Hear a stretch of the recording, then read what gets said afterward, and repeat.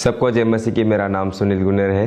ये मेरे भाभी है, इनका नाम रेलम गुनेर है। हम मध्य प्रदेश से हैं और आज हम इनके जीवन की सबसे बड़ी गवाही देने जा रहे हैं। अप्रैल 2024 की बात है, जब इनको हल्का सा फीवर होने लगा तब इन्होंने नज़दीकी डॉक्टर के पास जाकर मेडिसिन ली और मेडिसिन लेकर खाते रहे, लेकिन उससे भी ठीक नहीं हुआ, वो फीवर बढ़ता गया। जब मुझे बुखार आना शुरू हुआ तो छाती में भी दर्द होता था, सांस भी नहीं ले पाते थे और खाना भी नहीं खा रहे थे, बहुत कमजोर आ गई थी, घर का काम काज भी नहीं कर पाते थे।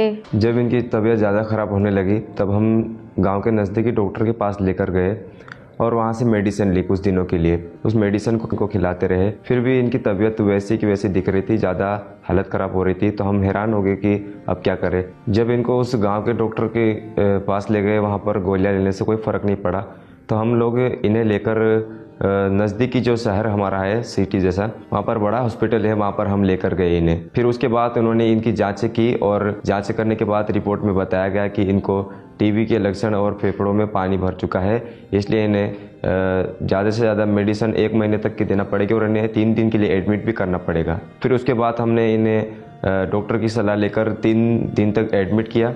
3 दिन के एडमिट के बाद छुट्टी मिली तो 1 महीने की दवाई दी, वो भी हम खिलाते रहे। इस टीबी के रोग की वजह से इनकी हालत और भी ख़राब हो रही थी, इन्हें सांस लेने में दिक्कत आ रहा था, इनके हार्ट में भी प्रॉब्लम्स आना शुरू हो गए थे, सांस लेने में दिक्कत आ रही थी, हार्ट पंपिंग करना भी थोड़ा कमज़ोर हो गया था, इनका शरीर पूरा वीक हो गया था। इस बीमारी की वजह से इनकी हालत दिन प्रतिदिन बहुत ही ज़्यादा ख़राब होती जा रही थी। इनका चलना फिरना, उठना बैठना, खाना पीना टोटली कमज़ोर हो चुके थे, ये हर चीज़ों में पीछे हो चुके थे, काम करने में, घर में, और जो कुछ भी करते थे उसे कर नहीं पाते थे।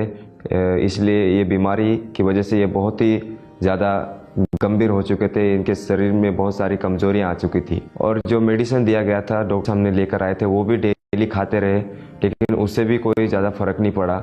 डेली उसे जितना बोला गया था उतनी मेडिसिन हम कंटिन्यू लेते रहे, जो कोर्स दिया गया था वो सारा हम इन्हें खिलाते रहे, लेकिन कोई भी फ़र्क नहीं पड़ा उससे भी। लेकिन हमारा विश्वास प्रभु यीशु मसीह पर था, हमने लगातार प्रभु यीशु मसीह से प्रार्थना भी करते रहे, हमारा विश्वास उसी पर था। और लगातार हम मीटिंग भी देखते थे यहाँ की अंकुर मीटिंग की, उसमें हम गवाहियों को देखते थे कि कितने सारे लोग जो प्रार्थना को रिसीव करके चंगाई को प्राप्त करते अपने जीवन में, बड़ी बड़ी बीमारियों से छूटते हैं। तो हमने भी अपने अंदर ये बड़ा विश्वास उत्पन्न किया कि हम भी प्रार्थना को रिसीव करेंगे और हमारा विश्वास था कि हम चंगाई को प्राप्त करेंगे। इसके साथ साथ हमने हॉस्पिटल जीमेल पर इनकी प्रेयर रिक्वेस्ट को सेंड किया। फिर बाद में 16 जून 2024 को जूम ऐप के जरिए इनके ऊपर परमेश्वर के दास के द्वारा ले हैंड प्रेयर हुई।